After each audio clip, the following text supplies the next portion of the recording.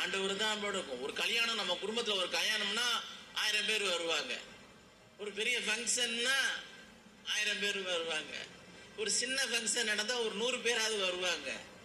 ஆனா நம்ம ஆஸ்பத்திரியில் இருக்கும்போது நம்ம குடும்பத்தார் மட்டும்தான், கொஞ்சம் பேர் மட்டும்தான் இருப்போம்.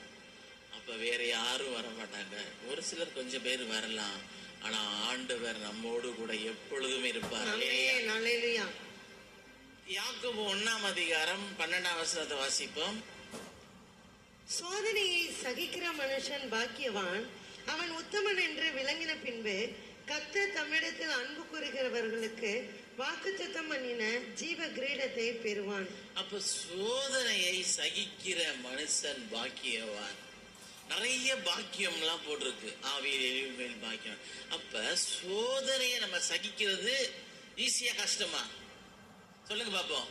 சோதனை கஷ்டம். உண்மையா சொல்லிட்டீங்க. சோதனையை சகிக்கிறதுலாம் ரொம்ப ஈஸியா வாயில வேணா சொல்லிடலாம். ஆனா தலைவலியும் வயிற்றுவலியும் தனக்கு தான் தெரியும். அடுத்தவங்களுக்கு ஒரு பிரச்சனை வரும்போது சரிங்க அதெல்லாம் சரியாயிருங்க அப்படின்னு சொல்லிடுவோம். ஆனா நமக்கு அந்த பிரச்சனை வந்துச்சுன்னா அப்படியே மைண்டு வேற மாதிரி இருக்கும். மற்றவங்களுக்கு ஒரு காரியம் போது கொஞ்சம் பாதி சீரியஸா இருப்போம். ஆனா நமக்குன்னா மட்டும் ரொம்ப சீரியஸ் ஆயிடுவோம். அப்ப சோதனை சகிக்கிறது கஷ்டம். ஆனா அப்படி சகிக்கிற மனுஷன் பாக்கியவான். ஆனா ஒண்ணு மட்டும் நிரந்தரம். அம்மா கூட சொன்னாங்க ஒரு வார்த்தை, நாங்க கூட 3ல என்ன சொல்லியிருக்காருன்னு படிங்க. தீத்து 1:3 என்ன சொல்லியிருக்கிறாரு பாருங்க. தீத்து 1 உங்களுக்கு தீர்க்க தரிசனமான வசனம், அம்மாவுக்கு தீர்க்க தரிசனமான வசனம். பிலிப்பியர் 1 தீத்து 1:3 படிங்க பாப்போம். அம்மா சொன்ன வார்த்தை, பொய்யுரையாத தேவன், பொய்யுரையாத தேவன் ஆதி காலம் முதல் நித்திய ஜீவனை குறித்து வாக்குத்தத்தம் பண்ணி, நித்திய ஜீவனை என்ன பண்ணிருக்காராம்? வாக்குத்தத்தம் பண்ணிட்டாரு. அதை குறித்த நம்பிக்கையை பற்றி.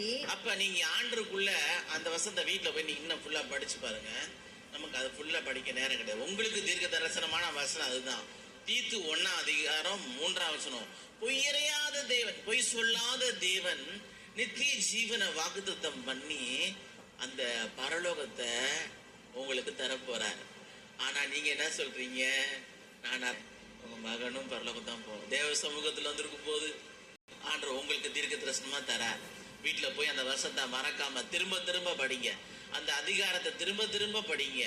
பொய்யுரையாத தேவனும், பொய்யே சொல்ல மாட்டார். நம்ம பிள்ளைங்கள்ட்ட கூட சும்மா விளையாட்டுக்கு சொல்லிடுமா, அது இது ஏதாவது ஒன்று சொல்லுவோம். ஆனா ஆண்டவர் விளையாட்டுக்கு கூட அவர் என்ன பண்ண மாட்டாரு? பொய் சொல்லவே மாட்டார். அப்படி பொய் சொல்லாத தேவன். அந்த வசனமான